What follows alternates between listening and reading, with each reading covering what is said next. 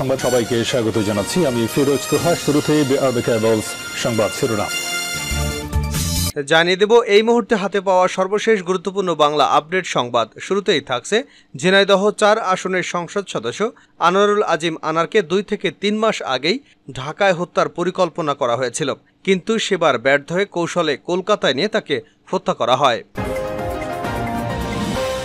এবারে জানাবো গত ১০ বছরে দেশে ১ লাখ কোটি টাকারও বেশি খেলাপি ঋণ বেড়েছে বলে জানিয়েছেন সেন্টার ফর পলিসি ডায়ালগ। সংস্থাটির দাবি ২০১১-১২ অর্থ বছরে চতুর্থ প্রান্তিকে খেলাপি ঋণের পরিমাণ ছিল ৪২,২২৫ কোটি। গত ১০ বছরে তা বেড়ে ১,৪৫,০৬৩ কোটি টাকা হয়েছে। জানাবো সংসদ সদস্য আনোয়ারুল আজিম আনার হত্যার ঘটনা তদন্ত করতে ভারত পুলিশের একটি স্পেশাল টিম ঢাকায় আসছে বলে জানা গেছে।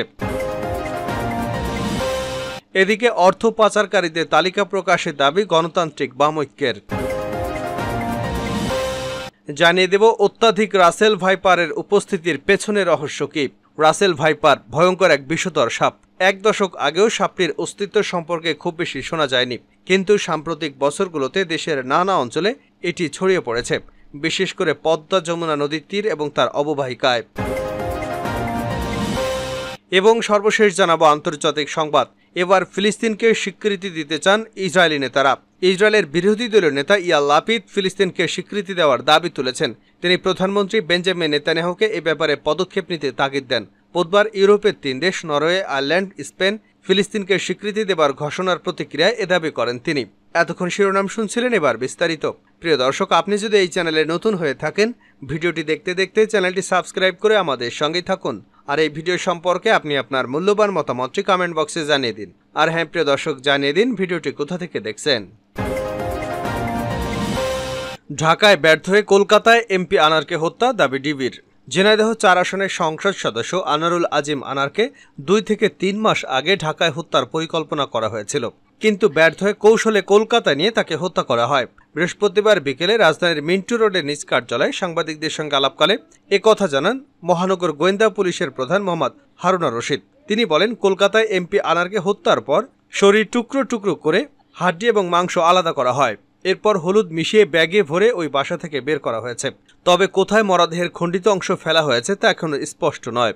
হারুন বলেন, সংসদ সদস্য আনোয়ারুল আজিমকে হত্যার পরিকল্পনা হয় ২ থেকে ৩ মাস আগে। তারা পরিকল্পনা করেছিল ঢাকায় হত্যা করবে, কিন্তু বাংলাদেশের পুলিশের নজরদারি এবং ঢাকায় হত্যাকাণ্ডের পরে সব হত্যার কুলো পুলিশ বের করে নেবে বলেই হত্যাকারীরা কলকাতায় ঘটনা ঘটিয়েছে। বিদেশের মাটিতে অপরাধ করলে বাংলাদেশ পুলিশের নজরে আসবে না ভেবে তারা কলকাতায় বেছে নেয়। তবে তারা এই হত্যাকাণ্ডের পর পালিয়ে থাকতে পারেনি। আমরা ৩ জনকে গ্রেপ্তার করেছি, আরও কয়েকজনকে নজরদারিতে রাখা হয়েছে। গত ১০ বছরে দেশে খেলাপি ঋণ বেড়েছে ১ লাখ কোটি টাকা। গত ১০ বছরে দেশে ১ লাখ কোটি টাকারও বেশি খেলাপি ঋণ বেড়েছে বলে জানিয়েছে Centre for Policy Dialogue CPD. সংস্থাটির দাবি ২০১১-১২ অর্থ বছরে চতুর্থ প্রান্তিক খেলাপি ঋণের পরিমাণ ছিল ৪২,২৭৫ কোটি। গত ১০ বছরে তা বেড়ে ১,৪৫,০৬৩ কোটি টাকা হয়েছে।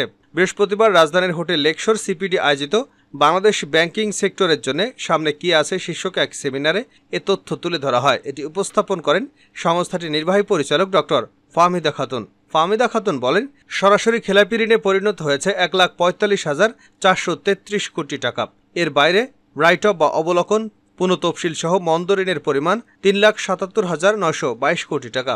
এছাড়া অর্থঋণ আদালতে ৭২,৫৪৩টি মামলার বিপরীতে ১,৭৮,২৭৭ কোটি টাকা আটকে আছে। সব মিলিয়ে দুর্দশাগ্রস্ত ঋণের অঙ্ক দাঁড়িয়েছে ৫,৫৬,১৯৯ কোটি টাকা, যার বড় অংশই ফেরত আসবে না। তিনি বলেন, ব্যাংকে মধ্যবিত্ত মানুষের জমা অর্থ কমছে।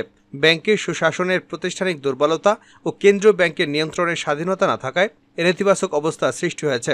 ব্যাংক খাতে তথ্য সরবরাহ বড় ধরনের অভাব রয়েছে। বিভিন্ন গোষ্ঠীর যোগসাজশে যে প্রাতিষ্ঠানিক দুর্বলতা তৈরি হয়েছে তার শিকার হচ্ছে সাধারণ মানুষ। আর প্রাতিষ্ঠানিক দুর্বলতার জন্যই তারল্য সংকটে পড়েছে ইসলামী ব্যাংকগুলো। দেশে ক্রোনি ক্যাপিটালিজমের মাধ্যমে অভিজাত ব্যক্তিরা তাদের লক্ষ্য পূরণে ব্যাংকগুলোকে বাহন হিসেবে ব্যবহার করে বলে উল্লেখ করেন ডক্টর ফাহমিদা। তার মতে, আদালতে নিষেধাজ্ঞা সহ ঋণ এবং পুনঃতফসিলকৃত ঋণ ধরা হলে খেলাপির প্রকৃত পরিমাণ আরও বেশি হবে। ব্যাংকিং খাতে ব্যাপক অনিয়মের কারণে মানুষ এখন ব্যাংক থেকে টাকা তুলে নিচ্ছেন। এমপি আনার হত্যা, ঢাকায় আসছে ভারতের স্পেশাল টিম। সংসদ সদস্য আনোয়ারুল আজিম আনার হত্যার ঘটনায় তদন্ত করতে ভারত পুলিশের একটি স্পেশাল টিম ঢাকায় আসছে বলে জানা গেছে। বৃহস্পতিবার তাদের ঢাকায় আসার কথা রয়েছে। এদিকে এই হত্যাকাণ্ডের ঘটনায় তদন্ত করছে ঢাকা মহানগর পুলিশের গোয়েন্দা বিভাগও। ইতিমধ্যে তারা মূল হোতা সহ কয়েকজনকে আটকও করেছে। ঢাকার তদন্ত কমিটির সূত্র বলছে, শাহিন কিলার আমানুল্লাহকে নিয়ে কলকাতায় যান গত 30 এপ্রিল। সংসদ সদস্য আনার হত্যার ছক কষেন ওই ফ্ল্যাটে বসেই। এরপর সেখান থেকে 10 মে দেশে ফেরেন শাহিন। তখন ওই ফ্ল্যাটে অবস্থান করেন শাহিনের বান্ধবী শিলাস্তি রহমান।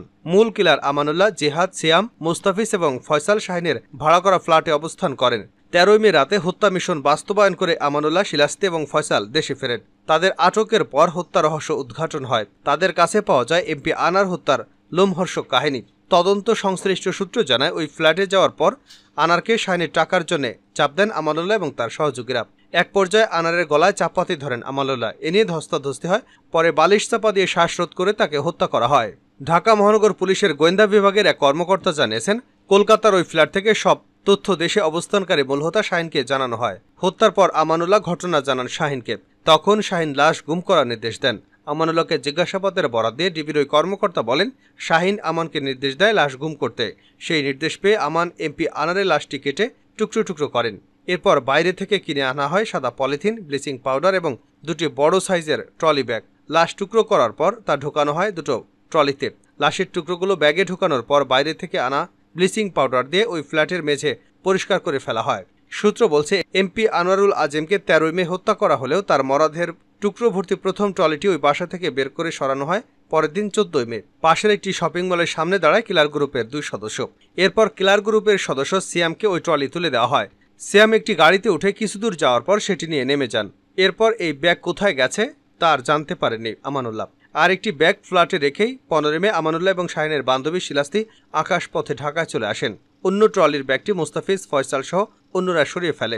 ডিবি সূত্র জানিয়েছে, আমানুল্লাহ নেতৃত্বে কিলার গ্রুপের সদস্য মুস্তাফিজ, ফয়সাল এবং জিহাদ, সিয়াম হত্যা মিশনে অংশ নেন। আমানুল্লাহ এবং শিলাস্তি ঢাকায় ফেরার পর 17 মে মুস্তাফিজুর এবং পরের দিন দেশে ফেরেন ফয়সাল। সিয়াম ও জেহাদ অবৈধ পথে বাংলাদেশ থেকে ভারতে গিয়েছিল। তাদের অবস্থান শনাক্তে কাজ চলছে। সূত্র জানায়, আমানুল্লাহ, শাহিন এবং এমপি আনার পূর্ব পরিচিত। তবে আমানুল্লাহ আনারকে হত্যায় বড় অঙ্কের টাকার বিনিময়ে কাজে লাগান শাহিন। চুক্তিবদ্ধ হয়ে আমানুল্লাহ ভাড়া করেন মুস্তাফিজুর এবং ফয়সাল শাহজিহিকে। আর শাহিন আগে থেকেই ভারত এবং জেহাদ সিয়ামকে ভাড়া করে রাখেন। ডিবির অন্য এক কর্মকর্তা জানিয়েছেন, আনারের লাশের টুকরোগুলো কোথায় তা জানার চেষ্টা চলছে। এজন্য আমানুল্লাহকে প্রাথমিকভাবে জিজ্ঞাসাবাদ করা হচ্ছে। তিনি দাবি করেছেন, ফ্ল্যাট থেকে লাশের টুকরো ভর্তি ট্রলি বের করার পর কয়েক ব্যক্তির হাত ঘুরে গুম করা হয়েছে। এ বিষয়ে তিনি জানেন না। অর্থ পাচারের তালিকা প্রকাশের দাবি গণতান্ত্রিক বাম ঐক্যের। দুর্নীতি এবং লুটপাটের মাধ্যমে দেশের অর্থ বিদেশে পাচার করা হয়েছে উল্লেখ করে অবিলম্বে পাচারকারীদের তালিকা প্রকাশের দাবি জানিয়েছেন যুগপৎ আন্দোলনের শরিক গণতান্ত্রিক বাম ঐক্যের নেতারা। তারা বলেন, দেশের অর্থ বিদেশে পাচারের ফলে দেশে শিল্প কারখানা স্থাপন হচ্ছে না, ফলে বেকারত্ব বৃদ্ধি পাচ্ছে। অবিলম্বে পাচারকৃত অর্থ দেশে এনে কলকারখানা গড়ে তোলা এবং পাচারকারীদের দৃষ্টান্তমূলক শাস্তির আওতায় আনতে হবে। বৃহস্পতিবার জাতীয় প্রেস ক্লাবের সামনে গণতান্ত্রিক বাম ঐক্যের উদ্যোগে এক সমাবেশে এসব কথা বলেন নেতারা। গণতন্ত্র প্রতিষ্ঠা, কর্তৃত্ববাদী দুঃশাসন হটানো, বিদেশে পাচারকৃত অর্থ ফেরত এনে কলকারখানা গড়ে তোলা, জ্বালানি, বিদ্যুৎ, নিত্যপণ্য সহ সব মাফিয়া সিন্ডিকেট নিয়ন্ত্রণ এবং দায়ীদের শাস্তি নিশ্চিত করার দাবিতে এ সমাবেশ হয়। বাম ঐক্যের নেতারা বলেন, বাংলাদেশে 15 বছর ধরে কর্তৃত্ববাদী দুঃশাসন চলছে। দেশে আজ গণতন্ত্র নেই, জবাবদিহিতা নেই, মানুষের কথা বলার অধিকার নেই। দুঃশাসনের সহযোগী ব্যবসায়ী সিন্ডিকেটের কারণে জ্বালানি, বিদ্যুৎ, নিত্যপণ্যের লাগামহীন মূল্য বৃদ্ধিতে কৃষক, শ্রমিক, মেহনতি মানুষের নাভিশ্বাস উঠেছে। ভোটাধিকার হরণকারী এই সরকার রাষ্ট্রীয় বাহিনী এবং ব্যবসায়ী সিন্ডিকেটের সহযোগিতায় ক্ষমতা ধরে রেখেছে। তাই তারা জনগণ নয়, অসাধু ব্যবসায়ীদের স্বার্থ রক্ষা করছে। এ থেকে উত্তরণে দলমত নির্বিশেষে সবাইকে ঐক্যবদ্ধভাবে আন্দোলনে মাঠে নামতে হবে।